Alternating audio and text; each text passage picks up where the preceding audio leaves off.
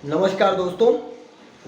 आज की ये जो घटना है ये बहुत ही हालिया है, लेकिन इस घटना को सुनाने से पहले मैं आपको बता दूं कि आप लोग भी सतर्क हो जाइए और सजग हो जाइए। अगर आपने अपने घर में किसी को काम पे रखा है, नौकरी पे रखा है और आप उसका वेतन नहीं दे रहे हैं तो आपको बहुत सतर्क रहने की आवश्यकता है।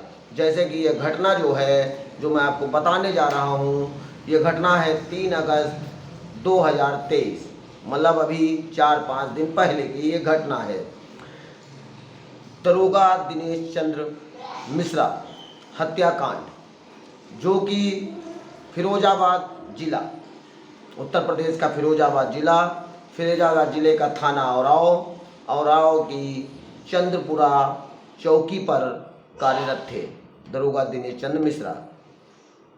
और इनका परिवार जो है वो आगरा के कालिंदी विहार में रहता है।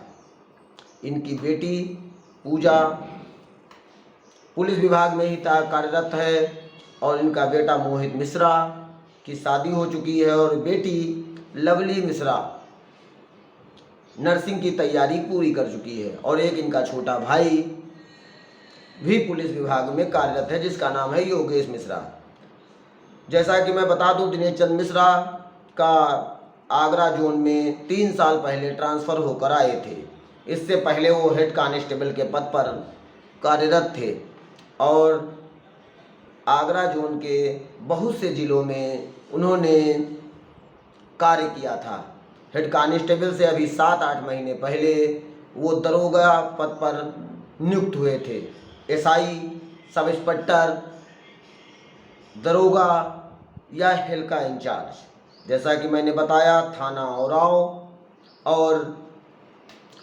औराव की चौकी है चंद्रपुरा।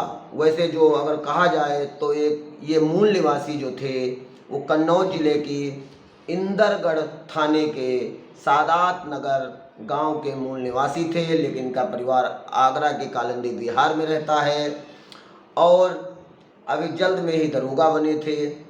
और कालिंदी विहार आगरा के ही एक लड़के को, जिसका नाम था धीरज शर्मा को इन्होंने अपने यहाँ नौकरी पर रखा था। धीरज शर्मा के जो पिता थे राम बाबू शर्मा, वो भी पुलिस विभाग में कार्यरत थे और 2010 में रिटायर हुए थे और 2021 में उनकी आकस्मिक मृत्यु हो गई।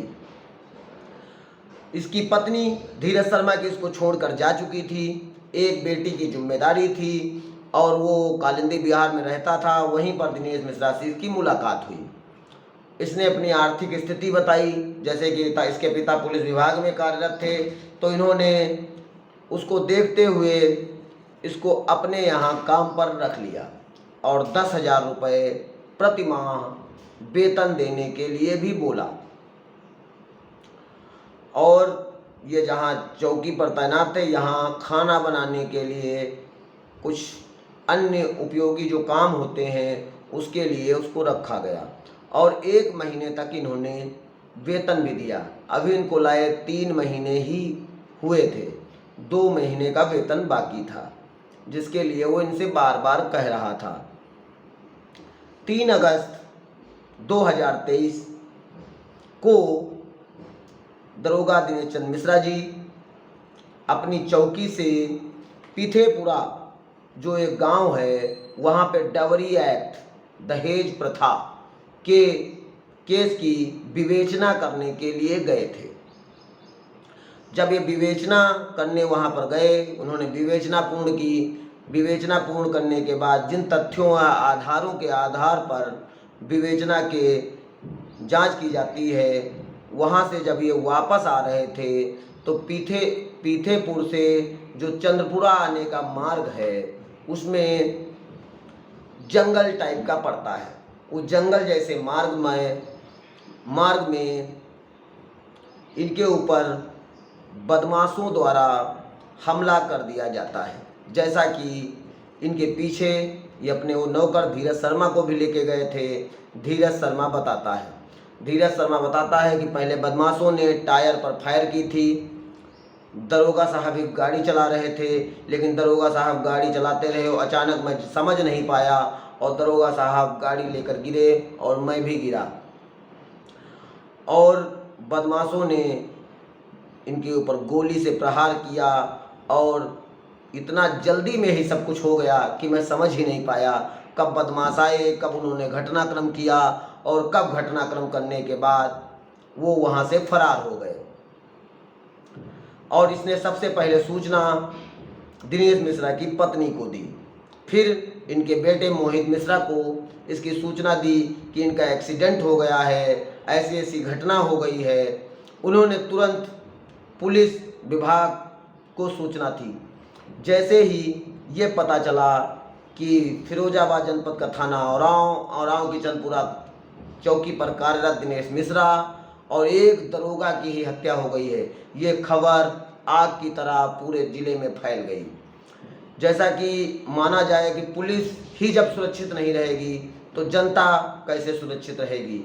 और एक दरोगा के ऊपर बदमाशों द्वारा प्राणघातक हमला सुनते ही लोगों को आग बबूला होने लगे और ये सोचने लगे कि कानून व्यवस्था कहाँ जा रही है।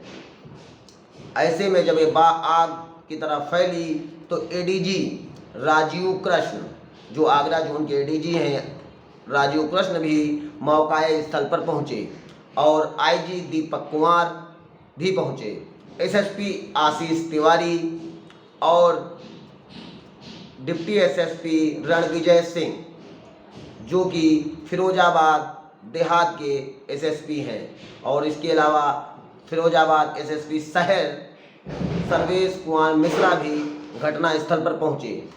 पूरा पुलिस बल वहां पर तैनात हो गया, आसपास की पुलिस, आसपास के थाने भी वहां पर आ गए, जैसा कि CO Sirsaganj Praveen Tiwari, CO city Kamlesh Kumar और एसओ औराव। अब मामला गंभीर था, जैसा कि धीरज शर्मा ने बताया था कि बदमाशों ने हमला किया और घातक हमला करने के बाद वो फरार हो गए। अब पहले तो भाई धीरज शर्मा तो उनका नौकर था, उसके ऊपर पुलिस की शंका नहीं थी, लेकिन बार बार पुलिस उससे पूछताछ कर रही थी कि कैसे घटना हुई, क्या हुआ, तो वो बार बार कुछ बयानों में परिवर्तन कर देता था, जिससे पुलिस को बहुत सी शंका हुई। ऐसे में एलआईयू टीम को भी बुलाना पड़ा, फोरेंसिक टीम को भी बुलाना पड़ा, सीसीटीवी कैमरे, बहुत से सीसीटीवी कैमरे जो उस क्षेत्र में मिल सकते थे उनकी जांच की गई और कॉल डिटेल उस क्षेत्र की भी निकलवाई गई, क्योंकि पुलिस के ऊपर प्रेशर था। पुलिस विभाग के ही एक दरोगा जो अभी हेड कांस्टेबल से प्रोन्नत होकर ये पोस्ट पाए थे और उनके ऊपर प्राणघातक हमला हो गया, तो पुलिस तुरंत घटनास्थल पर पहुंचती है और तुरंत उनको ले जाकर जिला चिकित्सालय फिरोजाबाद ले जाती है, लेकिन वहां डॉक्टरों द्वारा इनको मृत घोषित कर दिया जाता है।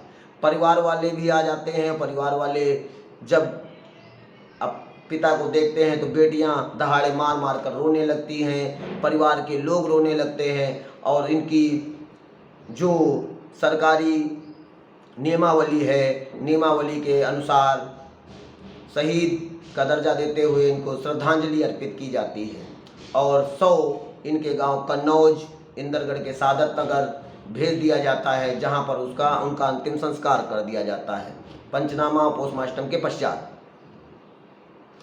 उसके बाद पुलिस हाथ पे हाथ मार के दौड़ दौड़ के पूरे जितने भी तरीके हो सकते थे इस केस को जल्द से जल्द सॉल्व करने के उन प्रयासों में लग जाती है। 8 घंटे तक इसके जो नौकर था धीरज शर्मा, उससे पूछताछ चलती है और बार बार बयान बदलने की वजह से जो एडीजी जोन और एसएसपी आशीष तिवारी का शक धीरज शर्मा पर गहरा जाता है और उन्हें लगने लगता है कि कहीं ना कहीं इस केस में कोई ना कोई संलिप्तता धीरज शर्मा की है। ऐसे में धीरज शर्मा के ऊपर जब पुलिसिया रुख अपनाती है, सख्त रवैया अपनाती है, जैसा कि आप लोगों को बताया है कि कोई सभ्यता से, सलीके से, संस्कारों से कुछ भी नहीं बताता, तो पुलिस को अपना असली वाला जो रूप है वो अपनाना पड़ता है। ऐसे में जब वो अपनाती है तो थोड़ी देर बाद वो टूट जाता है और टूटने के बाद जो घटना बताता है वो बताता है कि दिनेश चंद मिश्रा जी की मेरी मुलाकात आगरा में हुई थी। मेरे पिताजी भी पुलिस विभाग में थे, वो रिटायर हो गए थे, उनकी मृत्यु हो गई थी। मेरी पत्नी मुझको छोड़कर चली गई और मेरी बेटी की जिम्मेदारी मेरे ऊपर है। मेरी बेटी स्कूल में पढ़ती है। मिश्रा जी ने बताया था कि मैं आपको 10,000 रुपये वेतन दूंगा। मैं 3 महीने से इनके यहाँ नौकरी कर रहा था, 2 महीना हो गया था, लेकिन इन्होंने पैसा नहीं दिया। मैंने इनसे बार बार मांगा तो ये हमको एक बार मारने भी दौड़े और जब भी मैं पैसे की बात करता था तो ये अशब्द भाषा यूज करने लगते थे। इससे मेरी खुन्नस दिन प्रतिदिन बढ़ती जा रही थी। जिस दिन ये 3 अगस्त 2023 को जब ये विवेचना करने के लिए पीथेपुरा गए हुए थे तो मैंने मौका देखकर गांव में ही एक शराब की दुकान पर जाकर शराब पी और शराब पीने के बाद जब विवेचना पूरी हो गई, जब मैं वापस आ रहा था तो रास्ते में एक जंगल पड़ता है। मैंने लघु शंका का बहाना करके इनकी गाड़ी रुकवाई और फिर मैंने इनसे पैसा मांगा और पैसा न देकर ये मुझे गाली देने लगे। ऐसे में मेरा गुस्सा और मेरा पारा चढ़ गया। मैं अपने पास एक देसी कट्टा हमेशा छुपा के रखता हूँ और उस कट्टे से मैंने इनके ऊपर वार कर दिया। जैसा कि पुलिस ने भी जब इनके घटनास्थल पर जब गई थी पुलिस, तो इसने देखा था कि किसी ने नज़दीक से ही 12 इंच से फायरिंग की गई है। अच्छा, पुलिस ने रिक्रिएशन भी किया। रिक्रिएशन में बहुत सी चीज़ें स्पष्ट हो जाती हैं कि कैसे बदमाश आए, कैसे हमला किया, तुम कहाँ खड़े थे, दरोगा साहब कहाँ खड़े थे, क्या घटना थी, दरोगा साहब भागे, तुम भागे कि नहीं भागे, बदमाशों ने तुम्हारे ऊपर गोली क्यों नहीं चलाई, तुम बच कैसे गए। इस प्रकार के बहुत से सवालात होते हैं जिनको पुलिस पूछताछ करती है। जैसा कि धीरज शर्मा के ऊपर शंका इन्हीं सभी प्रश्नों की वजह से बढ़ती जा रही थी, तो धीरज शर्मा ने भी अपना गुनाह कबूल कर लिया और मेरी बेटी की फीस जमा करनी थी और मैं बार बार इनसे पैसा मांग रहा था। लेकिन वहाँ पर भी जब मैंने इनसे पैसा मांगा तो इन्होंने नहीं दिया। तो मैंने अपने पैंट में जो छुपा के कट्टा रखा था और जब तक ये कुछ समझ पाते मैंने इन पर 2 फायरें कर दी।